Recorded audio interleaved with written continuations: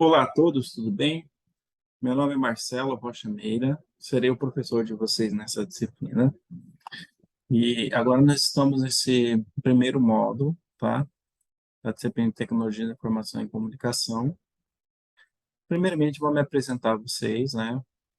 Eu sou professor do FMT Cáceres desde 2012. Tenho graduação em Licenciatura da Computação pela Unemate, mestrado em Educação pela Unemate e estou fazendo doutorado em Educação pela UFMT. Qual que é o objetivo desta disciplina? Dialogar sobre alguns temas que estejam correlacionados à tecnologia, informação e comunicação, tá? Agora eu vou fazer uma explicação baseada aqui no material que está lá no AVA. E vamos já aproveitar e dar uma olhada no AVA, e depois voltamos para o nosso texto aqui. Aqui estou no nosso ambiente da disciplina.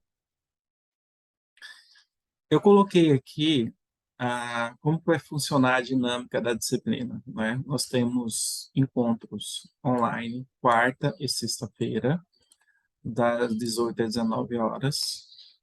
Eu coloquei apenas uma hora, porque o objetivo desses encontros é vocês tirarem alguma dúvida, vocês perguntarem o que não entenderam, né? Porque o conteúdo em si, a explicação do conteúdo, ele vai ser neste momento aqui, tá? De forma gravada. Então, eu sugiro que vocês leiam, assistam às aulas gravadas e também acessem aqui quando puderem para tirar dúvida. Nesse dia também eu posso fazer várias explicações do conteúdo, tá? É só vocês anotarem que não entenderam e pode me perguntar, tá bom?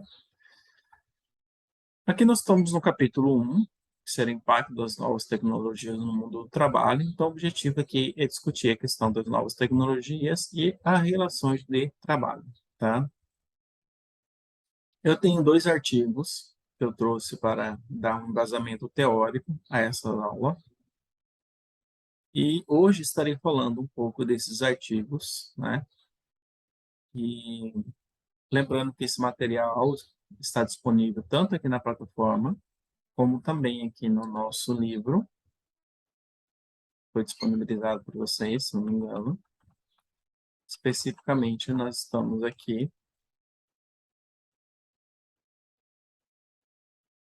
Tecnologia da Informação e Comunicação, tá? E vamos falar sobre esse primeiro artigo aqui, do Gabriel Geron.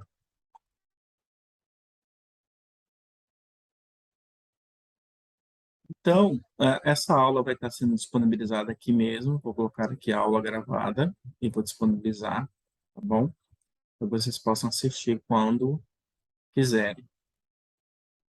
Então, se você quiser acessar o artigo na íntegra, você pode clicar aqui, ele será aberto, tá?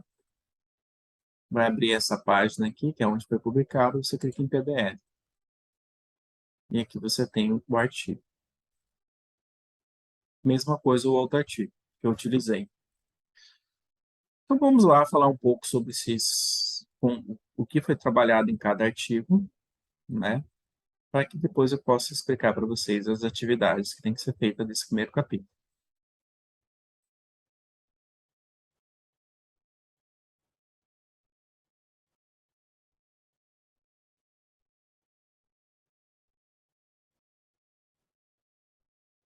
Bom, então temos aqui o primeiro artigo, que tem como título, né? Inovação à precarização, a relação de trabalho sobre o impacto das novas tecnologias. Né? Qual é o objetivo do autor com este artigo? Ele tem como objetivo problematizar as questões de precarização provocada pelo advento desse novo modelo de trabalho via plataformas digitais.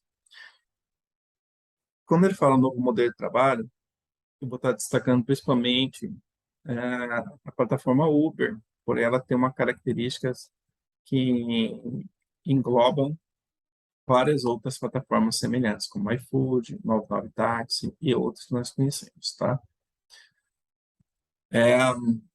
Então, na introdução, ele vai destacando que, com o desenvolvimento dessas novas plataformas digitais, até a questão do revolução tecnológica, né, houve uma grande redução dos postos de trabalho. E o autor ele fala que outros autores falam que a solução seria uma qualificação profissional, outros falam que é questão de que está gerando com essas novas formas de trabalho muita informalidade. Então, são características que ele vai trazendo na introdução. Aí ele traz duas modelos de plataformas digitais de trabalho. A primeira ele dá o nome de economia compartilhada. Ele traz o exemplo Airbnb, né? A diferença é que esse aqui é um site de locação de casas, apartamentos, né? E a grande diferença é que você faz a negociação diretamente com o proprietário. A empresa, ela não gerencia a negociação, ela apenas faz a comunicação. Já essas outras empresas que é foco mais específico desse trabalho, como a Uber, né, iFood, etc., é a empresa que gerencia o recebimento e faz todo o processo, tá? Então, essa é uma grande diferença da economia compartilhada com outros modelos, no caso Uber, Food, 99, táxi.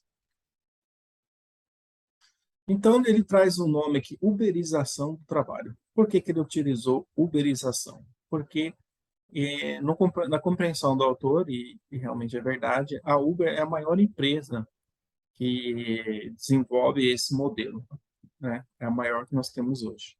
E basicamente as outras empresas similares, parecidas com a Uber, elas desenvolvem da mesma maneira. Ou seja, quando você baixa um aplicativo diferente da Uber, você vê que funciona de forma parecida. Então, ele segue o mesmo modelo da Uber.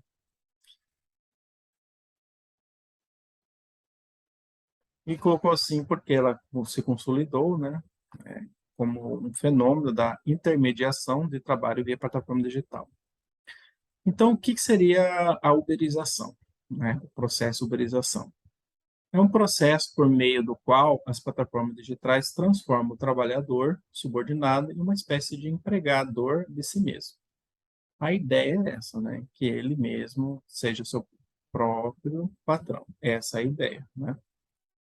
Só que essa transformação ultrapassa a lógica da segmentação da produção observada na terceirização de serviço. Aqui ele faz uma comparação, né, que antes dessa discussão, antes do surgimento desse modelo, se discutia muito a questão do funcionário terceirizado, que ele não tinha um vínculo direto com a empresa. A empresa contratava uma empresa e essa empresa contratava a mão de obra do funcionário. Mas mesmo nesse sistema de terceirização, o funcionário ele ainda tem direitos, direitos esses que não tem quem trabalha no Uber, por exemplo. Então temos aqui, ó, evidenciando um rígido modelo de flexibilização e informalidade do trabalho. Aqui está falando da Uber, né? A questão da flexibilização e informalidade, né? Porque, por exemplo, funcionário terceirizado, ele tem que cumprir uma carga horária, etc. Não tem essa flexibilização, né? E ele tem relação de trabalho que o Uber não tem. Então, falando um pouco mais sobre a Uber, ele fala o seguinte, que tem a questão da eliminação de direitos e proteções, sem deixar de lado o poder de conferir às empresas de tecnologias de controle as etapas de produção. Então, não vou discutir muito sobre isso, né? Porque o trabalhador da Uber ele não tem os direitos trabalhistas, mas ele está subordinado às regras da empresa, como se fosse um funcionário, um empregado. Então, a Uber se caracteriza como plataforma digital, tipo work on demand, ou seja, trabalho por demanda, modelo de negócio caracterizado pela intermediação fechada de mão de obra. Por que fechada? Pois os principais aspectos, como o preço do serviço, são pautados exclusivamente de forma digital. Ou seja, o funcionário ele não tem como negociar o valor diretamente com o passageiro. É a Uber que estabelece o valor. Aqui nós temos mais uma citação da Carolina Paes Leme, né? Que ela vai falar um pouco mais sobre isso. Ela falou, como já foi referido no aplicativo Uber, o usuário não pode escolher é atrás da característica. Quem escolhe o motorista é a plataforma, não o usuário. Pelo contrário, o contrato a Uber para esse, por sua vez, é quem envia o motorista. Trata-se de prestação de serviço sem que o aplicativo não exponha os diversos serviços oferecidos pelos motoristas. Aqui ela faz praticamente essa questão, né? Dessa intermediação da Uber, tanto para o motorista na hora de receber, como também para a questão da escolha de qual motorista. Aqui nós destacamos algumas coisas que ele traz no texto, como ele fala a questão da propaganda, que é feita pela Uber, né, para que você trabalhe lá, passa uma ideia, só que na realidade é outra, né? Propagandas como trabalhe com a Uber quando você quiser, flexibilização do horário, seja seu chefe, dirija seu carro, sem escritório, nem chefe. Você pode começar e parar quando quiser. Na Uber você é que manda, né? Só que qual que é a realidade que não está exposta aqui, né, nesse discurso? Primeira é a questão a superexploração da mão de obra da pessoa. Você é super explorado, né? Por quê? Porque os custos com a manutenção do carro é seu, do celular, suas refeições, sem falar que você tem muitas vezes fica um longo tempo improdutivo à espera de deslocamento para a próxima corrida, né? Ou seja, o seu deslocamento de uma corrida e outra, você que paga, consome em grande parte os rendimentos, ou seja, tudo isso, né? Consome em grande parte os rendimentos que você recebe, aferidos, fazendo com que o motorista trabalhe horas a fio. Então, você fala assim, ó, se eu trabalhar apenas 8 horas, mal eu vou pagar o custo do combustível, etc. Eu tenho que tirar um dinheiro ali para comer, tenho que guardar um dinheiro para caso o carro quebre. Não vai dar, não vou ter lucro. Então, ele acaba trabalhando muitas vezes 12 horas por dia ou mais, né? Coisa que ele não faria se estivesse trabalhando numa empresa 8 horas por dia, com questão de férias, horário do almoço, né? E como que a Uber também ela cria um conjunto de estratégias, né, para manter o funcionário, no caso, vou falar funcionário, mas não é, né? O prestador de serviço é, faz tempo trabalhando, né? Quem disse isso aqui é um ex-coordenador de operações da Uber, né, que ele fez um depoimento para o Ministério Público. Ele diz o seguinte, que diz assim, apontou ainda que os motoristas, né, eles recebiam mensagem por e-mail, por celular, né, dizendo assim, quando eles encerravam, tem certeza que vai ficar offline? Você pode ganhar X reais, né, se você continuar online, entendeu? E esse coordenador, na época, ele questionou a Uber, né, sobre essa questão das horas excessivas trabalhadas, né, porque eles tinham como controlar essas horas por meio do GPS, né, que eles utilizando o aplicativo da Uber, estão a empresa tem acesso ao GPS no caso do carro, do celular, né? Mas aí a Uber ela bateu num ponto aí, que é a questão do vínculo trabalhista. Se ela fazer um monitoramento, você trabalha 8 horas por dia, o motorista também tem acesso a essa informação, ele tem como comprovar isso. Ele comprovando isso, estabelece um vínculo de trabalho, trabalhista. Isso, com certeza, também concordo que geraria muitos processos para a empresa, né? Bom, temos aqui algumas consequências, né? E, porque, assim, ela cria um conjunto de formas de controle, né? Aceitação, ou contas de aceitação de corridas, avaliações por ponto, né? Entendeu? São formas de controle que a empresa estabeleceu para que as pessoas trabalhe da forma que ela gostaria, que ela quer que você trabalhe. No caso, a pessoa, o prestador de serviço trabalhe, né? Outras importantes características do modelo Uber que evidenciam o controle sobre as prestações de serviço são os sistemas de taxa de cancelamento e de avaliação por notas, né? O sistema de taxa de cancelamento contabiliza a quantidade de ocorridas recusadas. Caso o número de recusas ultrapasse a taxa de aceitação mínima, o motorista poderá ser suspenso ou até mesmo desligado da plataforma, sem direito à defesa, segundo informações prestadas pelo ex-coordenador. Então, ele tem, inclusive, aqui uma taxa mínima de aceitação é de 80%, ou seja, é uma forma de controle do empregado, do prestador de serviço. Nós vamos falar mais para frente, vou até antecipar, ele não pode ser considerado um trabalhador autônomo, porque ele está sujeito a regras da empresa, uma característica. Mas também ele não é empregado porque ele não tem vínculo empregatício. Aí aqui eu vou falar um pouco da avaliação por nota, né, que é uma, se você não conseguir uma avaliação, se sua avaliação tiver entre 4.4 e 4.7, né, é uma avaliação baixa, você pode, inclusive, ser banido da plataforma ou até perder ganhos, né? Teoricamente, assim, eu sei que é um resumo, vou falar assim, dessa parte aí desse primeiro texto, né, nós estamos discutindo aqui, essa questão do precarização porque nós perdemos muitos direitos, né, com esse novo modelo. E também, vamos dar uma olhada aqui na apostila, mostrando que ela contempla esse conjunto de informações que eu passei para vocês, tá? Aqui vai falar um pouco sobre a uberização do trabalho, né?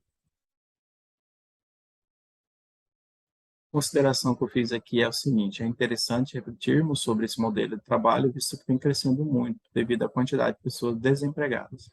Principalmente nesse período de pandemia, né? Aumentou muito essa questão da entregas online, né? Pessoas trabalham como entregador, ou motorista, na Uber, entendeu? Ou outra empresa, né? A princípio parece ser uma boa oportunidade de adquirir uma renda extra, porém temos que analisar quais são os direitos perdidos pelos trabalhadores nesse modelo, né? E nesse sentido fica evidente, né? Você não tem, caso você, por exemplo, um entregador do iFood, caso ele sofra um acidente, quem vai custear? Quem vai ajudar?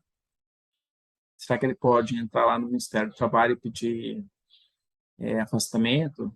Não pode, né?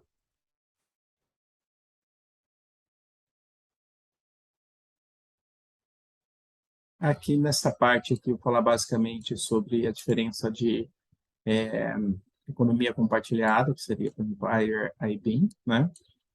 E esse modelo que é do Uber.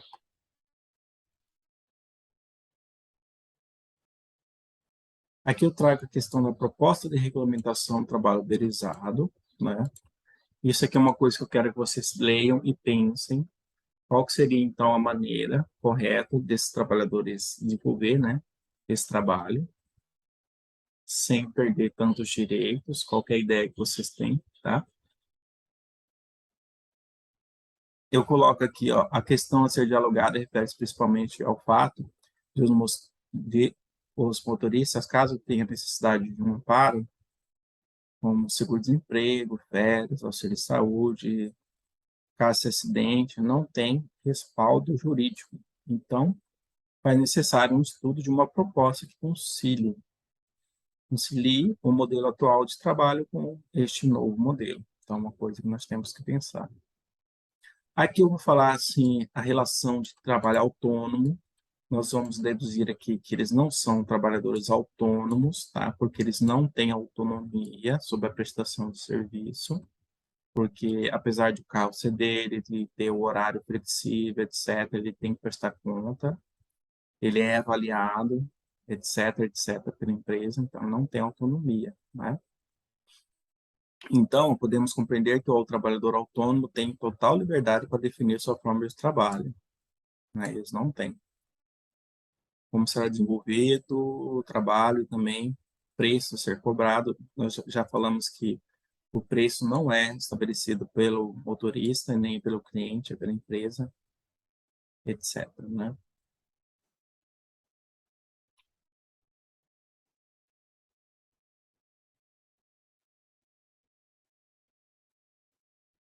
Bom, aqui nós temos, é interessante vocês fazerem uma leitura, tá bom?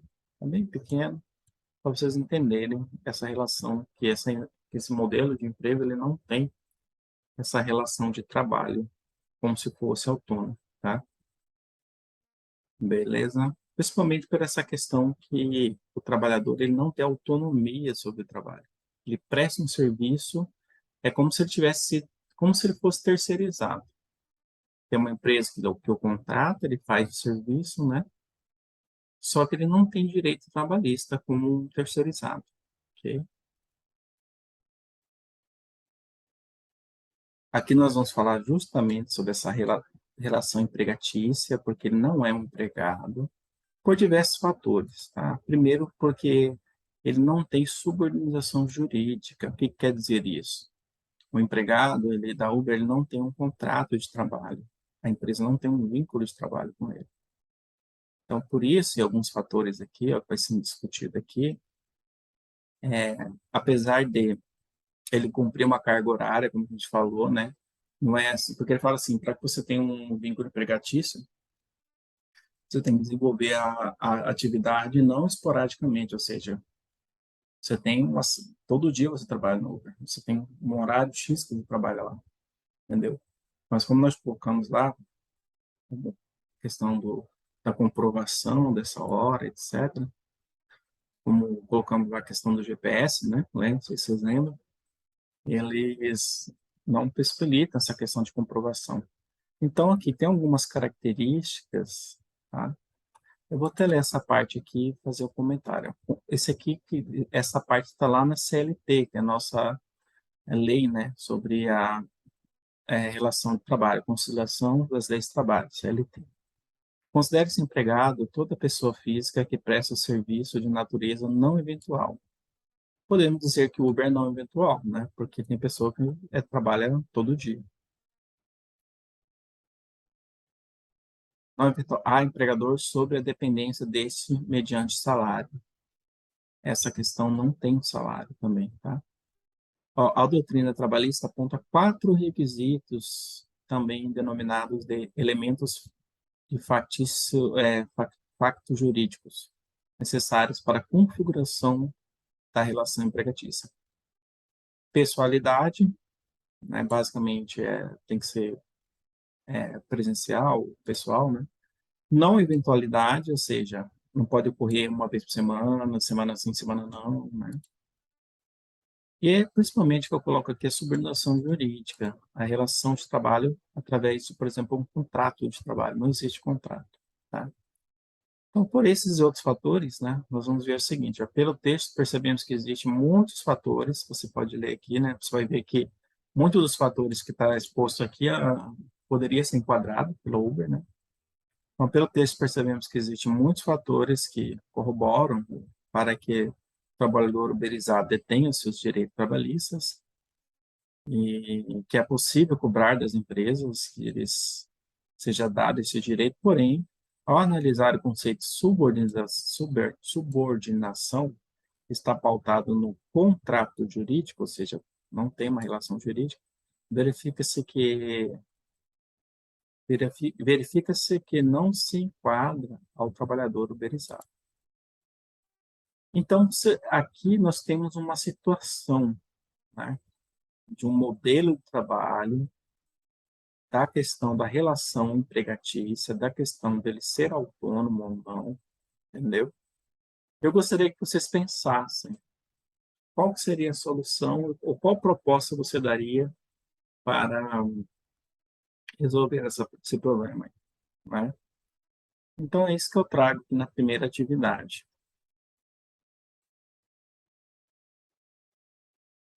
Aí eu digo para vocês o seguinte, ó, essa atividade pode ser feita no documento Word, caso você tenha computador, etc., e você quer fazer no Word, pode fazer. Ou se preferir, em uma folha de papel, a caneta. É importante que seja caneta e que seja legível, tá? A escrita, para que eu possa conseguir ler, né? Para poder avaliar vocês. Peço para tirar uma foto legível e anexe na atividade. Tá? Atividade, ela está aqui na plataforma, atividade 1, tá bom?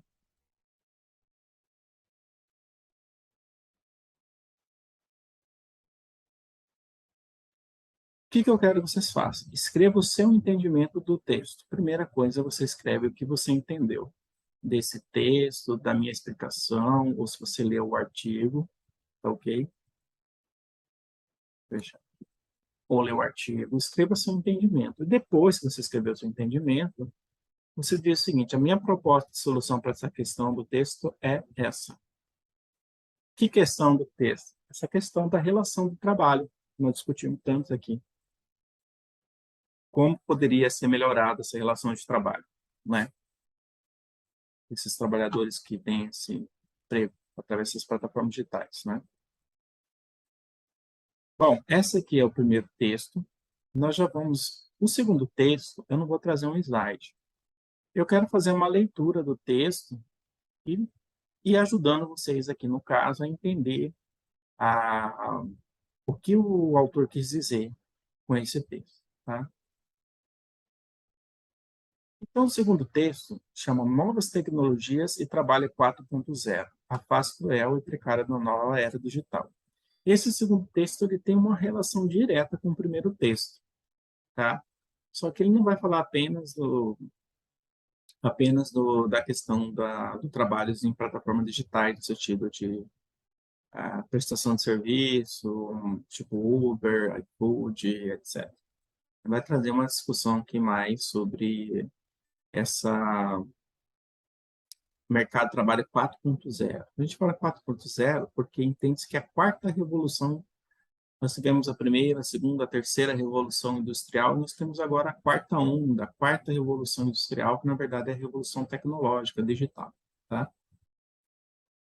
Aqui nós temos o autor do artigo, se você quiser ler o artigo na íntegra, ele está aqui, tá bom? E tem aqui o seguinte, ó, este artigo, né, ele tem o objetivo de analisar, vou aumentar um pouquinho aqui, se dá para diminuir aqui, deixa bem grande. Tem o objetivo de analisar os principais impactos da quarta revolução industrial no mundo do trabalho e na vida dos trabalhadores, contestando a narrativa do fim da sociedade do trabalho, sem, contudo, esgotar a temática. Né? Então, basicamente, vai trazer essa discussão sobre essa quarta onda, essa quarta revolução. Né?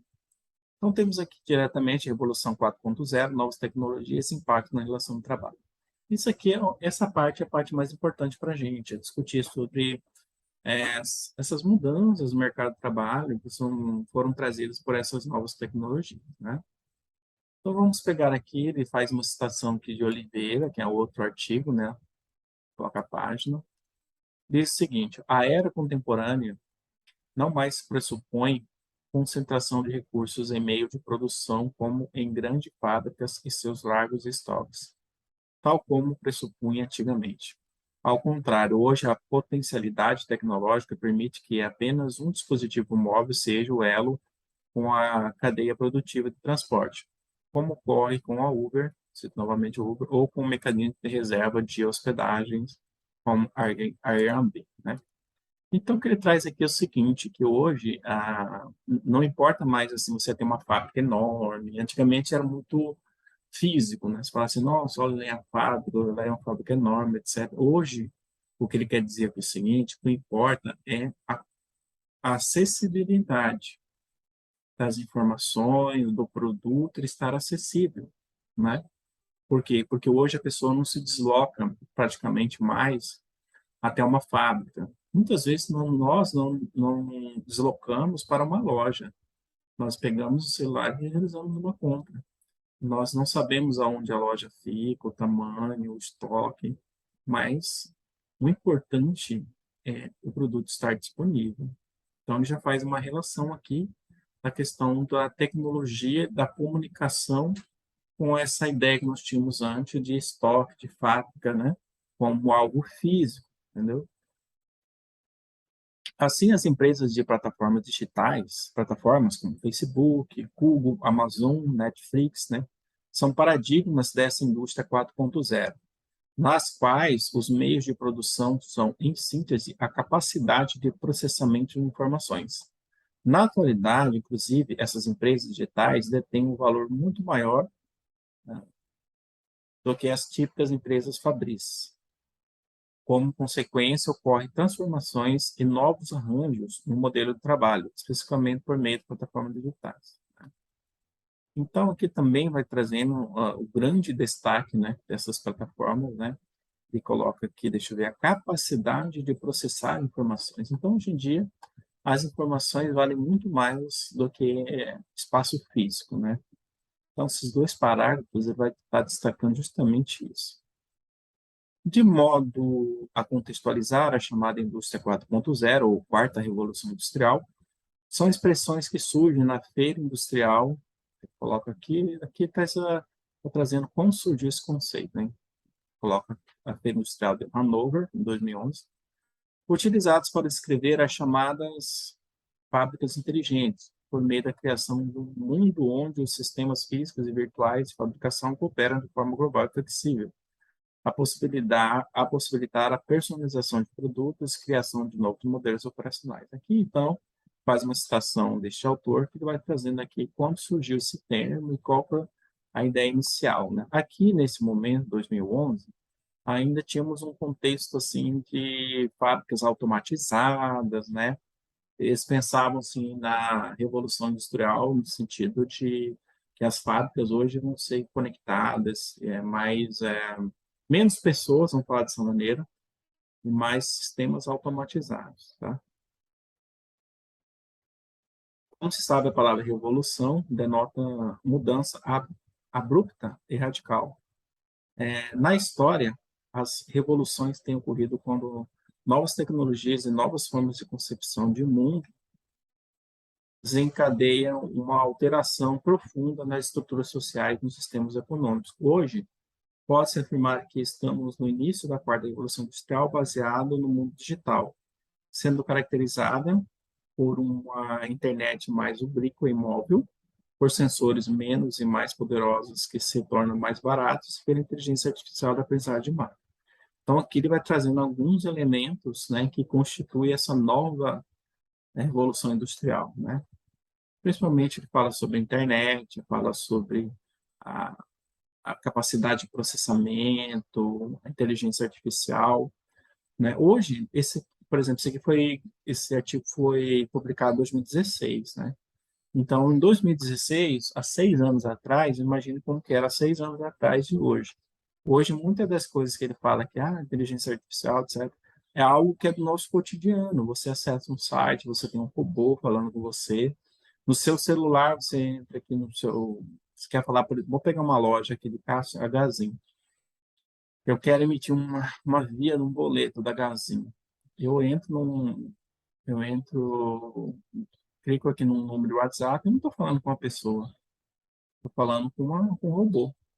Ele está programado para me dar um... O que você quer? Você quer isso, isso, aquilo.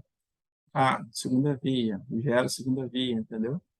Então, é nesse sentido, você vê que tem um lado cruel, né, que é o lado da substituição da mão de obra, etc., né? Ele vai trazendo aqui, ó, nessa parte de aprendizagem de máquina, inteligência artificial, né? Essas questões, assim, que hoje já são realidade, né? Vamos ver as considerações que eu fiz sobre isso que nós lemos. Se você tem mais de 30 anos, consegue visualizar muito bem essa revolução a qual os autores citam, pois vivíamos uma realidade muito diferente da atual, que estão transformando as empresas e o conceito de trabalho, né? Então, aqui eu faço só uma reflexão mesmo, né, sobre essa mudança de 10 anos atrás, no caso aqui, né, de certinho 6 anos atrás. Então, neste novo modelo, as tecnologias emergem e as inovações generalizadas são difundidas de uma forma muito mais veloz e ampla do que as anteriores. Atualmente, enfrentamos desafios com a modelagem da nova revolução tecnológica nas mais diversas áreas, incluídas a trabalhista, e que implicará na transformação do modo de viver de toda a humanidade. Todavia, diferentemente das revoluções industriais anteriores, a quarta revolução é ainda mais impactante, ágil e incerta. E algumas são, e alguns fatores são. Eu destaquei dos fatores, no texto ele traz mais outros fatores, mas eu destaquei principalmente esse fator aqui de impacto, né, de mudança, né, dessa nova revolução, que é a 4.0. A velocidade. Ao contrário das revoluções industriais anteriores, esta evolui em um ritmo exponencial não linear. Quando fala exponencial, quer dizer que significa ele não vai crescendo em linha reta, ele vai, sobe, desce, muita vez sobe, entendeu? É como se fosse uma parábola, é exponencial, tá? Então, quer dizer basicamente que é muito mais rápido, né? Esse é o resultado do mundo multifacetado e profundamente interconectado em que vivemos. Além disso, as novas tecnologias geram outras mais novas e cada vez mais qualificadas. Amplitude amplitude e profundidade, né? É, então, aqui nós temos a velocidade, a primeira, que quer dizer assim, que essa mudança é muito rápida. Hoje você cria um celular com uma funcionalidade, daqui a um ano o celular já é ultrapassado, já gerou nova funcionalidade. Por esse celular gerar essa funcionalidade, ele já gerou outros empregos, ou muitas vezes a forma de trabalhar mudou, porque agora nós temos essa nova tecnologia, você entendeu? Então, isso que ele quer dizer, que muitas vezes uma tecnologia gera outra tecnologia, e tudo isso interfere na forma de trabalho hoje em dia. O segundo ponto é amplitude e profundidade. Ela tem a revolução digital como base e combina várias tecnologias, levando às mudanças de paradigmas sem precedentes da economia, dos negócios, da sociedade, dos indivíduos. A revolução não está modificando apenas o que e como fazemos as coisas, mas também quem somos. Então, ficou bem evidente aqui, né? Você pegar um adolescente dessa nova geração e nós, né? Então, você observar que existe uma diferença muito grande da forma de pensar, de agir, de ver o mundo, de entender, entendeu? Então, também nos muda, né? Cria novas pessoas, novos sujeitos, novas formas. E o mercado ele tem que acompanhar o trabalho, né? Entendeu? Muitas vezes você está numa empresa, você quer que o funcionário seja como antigamente, mas aí chega um mais jovem, com ideias diferentes, com formas de pensar diferentes, né? Então, algo que nós temos que pensar. Impactos sistêmico. Ela envolve a transformação de sistemas inteiros entre países e dentro deles em empresas, indústrias. Que aqui vai se tocar principalmente na questão da interconexão. Está tudo interconectado. O sistema que está aqui em Cuiabá, está em São Paulo, Rio de Janeiro, né? Bom, nesse novo paradigma tecnológico, é recorrente o surgimento de inúmeras nomenclaturas que evidencia essa fluidez e dinamicidade da era tecnológica, sendo, por exemplo, os termos inteligência artificial, internet das coisas. Assim, o que se entende como inteligência artificial seria a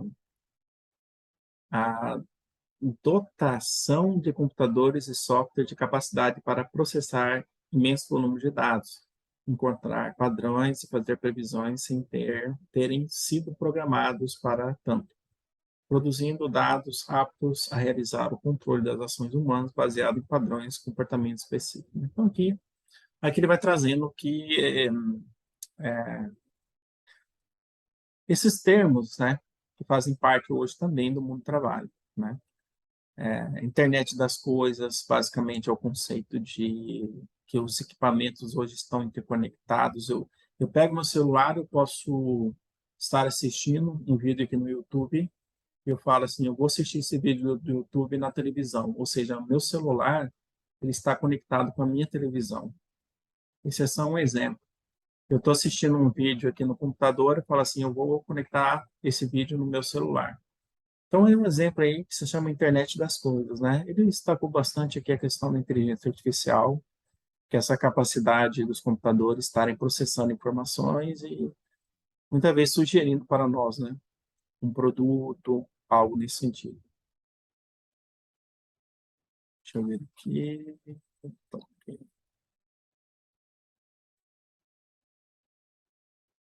Então, nota-se que a inteligência artificial, que vamos falar mais um pouco sobre a inteligência artificial, está presente em nosso meio ainda que de forma imperceptível para muitos em carros que pilotam sozinhos, drones. Aqui vamos dar uns alguns exemplos, né, de onde você pode encontrá-los, né? Assistentes virtuais de software de tradução, muitos dos algoritmos aprendem, inclusive, a partir de migalhas, de dados que deixamos no mundo digital. Isso origina novos tipos de aprendizagem automatizada. Nessa parte ele vai falando muito sobre isso que eu acabei de explicar, né? Sobre o que é inteligência artificial, internet das coisas, tá? Todos esses termos e tantos outros, bem como as mudanças, podem parecer novidade para muitos, e de fato é. Entretanto, certo é que as novas tecnologias advindas da chamada revolução da internet estão cada vez mais presentes em nossa realidade física e virtual.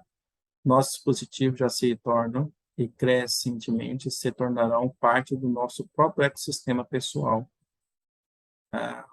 nos ouvindo, antecipando nossas necessidades, nos ajudando quando necessário e até mesmo quando não pedimos, né? A partir da coleta dos dados que nós mesmos voluntariamente fornecemos, né? Eu não sei se vocês já fizeram isso, mas tenta conversar com o Google. Usa aquela opção do Google de... Deixa eu ver se é. Consigo fazer.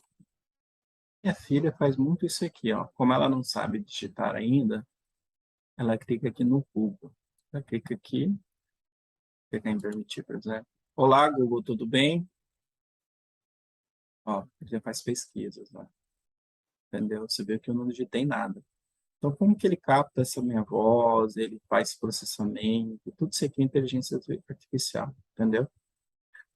Ela muitas vezes fazem perguntas aqui na opção web não está aparecendo, mas lá no celular ela fala, Google, eu quero tal coisa, né? Vamos pegar aqui, por exemplo, novamente,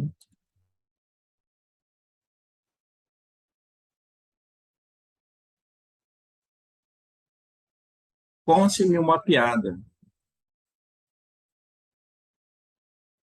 Piada, tá vendo?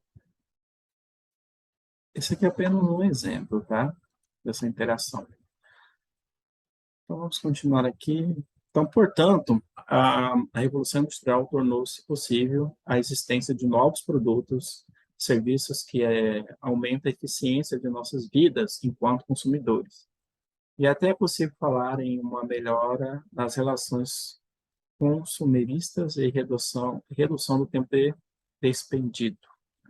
Pedir um táxi, encontrar um voo, comprar um produto, fazer pagamento, ouvir música, qualquer uma dessas tarefas, por exemplo, pode ser realizada remotamente de forma ágil e simples, né?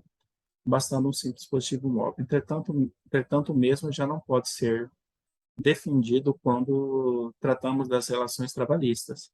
Eis que as mesmas revolução impactou drasticamente na vida da classe trabalhadora de forma negativa e precária. Bom, então aqui ele mostrou um lado bem positivo das tecnologias, da facilidade, né?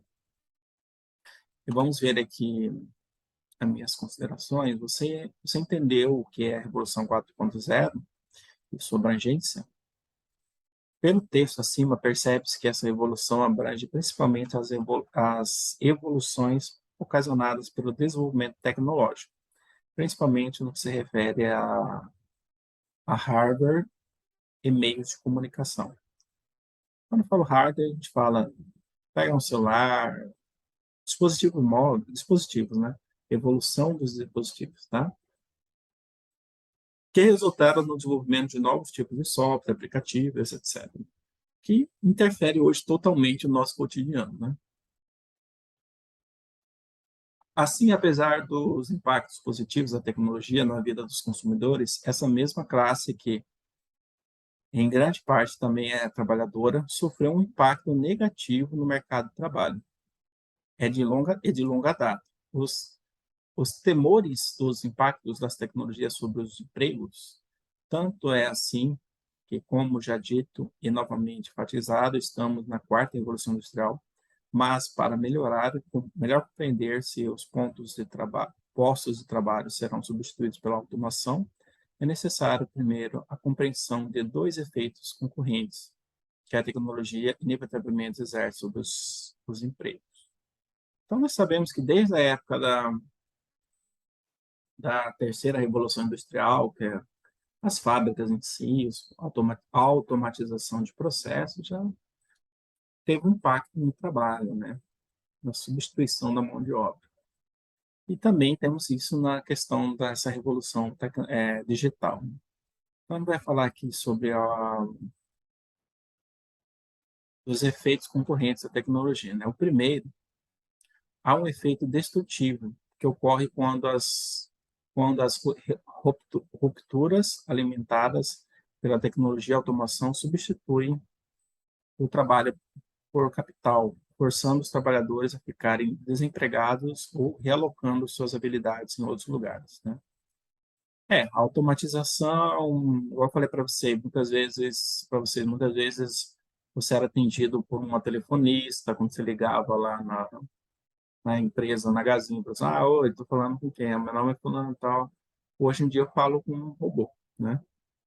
Em segundo lugar, o efeito destrutivo vem acompanhado por um efeito capitalizador, em que a demanda por novos bens e serviços aumenta e leva à criação de novas profissões, empresas e até mesmo indústrias. Então, aqui está colocando que, com essa evolução, telefonista, por exemplo, pode ser uma profissão que vai acabando, mas vai criando novas profissões correlacionadas, né? Então, de certa forma, deixando de existir algumas, mas vão surgindo novas. Então, muitas vezes a pessoa que exercia uma função, ele vai ter que ser realocado para outra função, ele vai ter que aprender a desenvolver outra função, né? Outro tipo de trabalho. Nesse contexto, diferentes postos de trabalho, particularmente aqueles que envolvem trabalho mecânico, manual, repetitivo, estão sendo progressivamente automatizados, né? Haverá substituição de diversas profissões por máquinas, algoritmos, robôs, e outras formas de ativos não humanos, a saber, advogados, analistas financeiros, médicos, jornalistas, contadores, corretores, etc. Sendo certo afirmar ainda que grandes empresas estão trabalhando de forma árdua para melhorar e definir e simplificar os empregos nos últimos anos, né? É óbvio, assim, que tem profissões que a gente sabe que dificilmente você vai substituir um médico por um robô, né? Não dificilmente, apesar que já ouvi falar de robôs que fazem cirurgias, né? Mas sempre é possível conciliar as duas coisas, no meu ponto de vista. Também eu sou da área de tecnologia, né? Por isso, inclusive, é corriqueiro nos depararmos com pessoas cujas profissões são de ensino superior com as mencionadas, trabalhando para a Uber. Isso é uma coisa interessante, é verdade. Como muitos processos são automatizados, não sei se por esse motivo vai diminuindo, né, a quantidade de oferta de trabalho, mas é muito comum você ter advogados, analistas, já ver contadores, corretores trabalhando, né, em empresas como a Uber, na hora que eu coloco aqui. Ou seja, é um exemplo dessa a revolução do ponto negativo traz, né, para o mercado de trabalho. Tais profissionais já foram descartados no mercado de trabalho e não conseguem se alocar de forma adequada e digna novamente, né? Precisando socorrer-se com meio de subsistência, caso a uberização. Essa simplificação do trabalho significa que os algoritmos são mais capazes de substituir os seres humanos e eis que, por meio de tarefas distintas e bem definidas, levam a um melhor acompanhamento e alta qualidade de dados relacionados à tarefa, criando assim uma base melhor para a inserção de algoritmos, tal. Em síntese, portanto, o que se vê é que em um futuro próximo, grande parte das categorias de trabalho serão substituídas frente aos impactos dessas novas tecnologias. E as que não forem substituídas terão seus direitos trabalhistas conquistados historicamente mitigados uma precarização do trabalho e, consequentemente, do trabalhador. Ele coloca aqui como, vamos falar assim, muitos processos passam a ser automatizados, né? E a demanda de trabalho por pessoas, vamos falar assim, né? Diminui. Consequência disso é que as pessoas percam o direito trabalhista.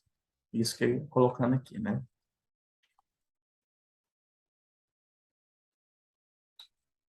Nesse cenário, há três grandes reações, dos que nomeamos net-messiânicos, os quais veem a revolução da internet, ou melhor, dos mundos, o melhor dos mundos, ou seja, tá, assim, o net-messiânico são pessoas que falam, oh, legal, essa revolução é a melhor coisa que poderia acontecer, etc. Aqueles dos net-apocalípticos, ao contrário, percebe ó, aí o fim de tudo aquilo que marcou o projeto civilizatório, chegando e a chegada de um mundo distípico e, por fim, a dos céticos ou críticos, que nesse interregno buscam resposta durante essa viagem desordenada rumo ao futuro, né? Então ele coloca aqui, né, Moraes, né, ele coloca assim, né, as formas que as pessoas veem essa revolução, né, dessas três maneiras. Em, em idêntico, em idêntica linha de pensamento, o autor Krauss nos ensina que, de fato, há dois campos opostos quando se trata dos impactos de tecnologia emergentes no mercado de trabalho. Primeiro, os que acreditam que a tecnologia veio para ajudar o homem e terá como desafio um final feliz, pois os trabalhadores desalocados pelas tecnologias encontrariam novos empregos e essa mesma tecnologia irá desencadear uma nova era de prosperidade. E o segundo, aqueles que acreditam que o fato levará a um colapso social e político, criando uma escala maciça de desempregados tecnológicos. De certa maneira, sim, né? Então, hoje nós temos muitas pessoas na informalidade, trabalhando esses sistemas de uberização, como já discutimos, né? Bom, todavia a história parece estar de acordo com um lugar médio entre ambos os campos, né? Significa dizer que é necessária a busca de novas propostas de forma a equilibrar a relação homem versus máquinas e os decorrentes impactos, especialmente em países desenvolvidos, desenvolvimento tardio e com economias em desenvolvimento, tal como o Brasil. Bom, essa aqui é uma visão geral, né, que nós trazemos aqui dessa revolução tecnológica, alguns impactos na nossa vida. Nós vimos que muda muito a questão trabalhista, né?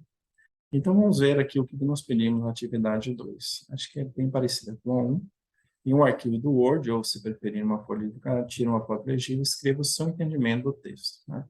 Então, tendo um pouco essas explicações que eu fiz, né? E também o seu conhecimento, né? Você vive nesse contexto, né? Você viu as mudanças que ocorreram. Então, faça aí escreva o seu entendimento, tá? E anexe aqui na atividade 2. Então, essa aqui é o conteúdo desta primeira semana. E na semana que vem, está postando um novo vídeo explicando aqui os capítulos 2 e 3. Espero que vocês tenham gostado. Eu sei que ficou um pouco longo, né? Mas aí vocês podem assistir de forma pausada, tá bom? Deixa eu parar o compartilhamento aqui.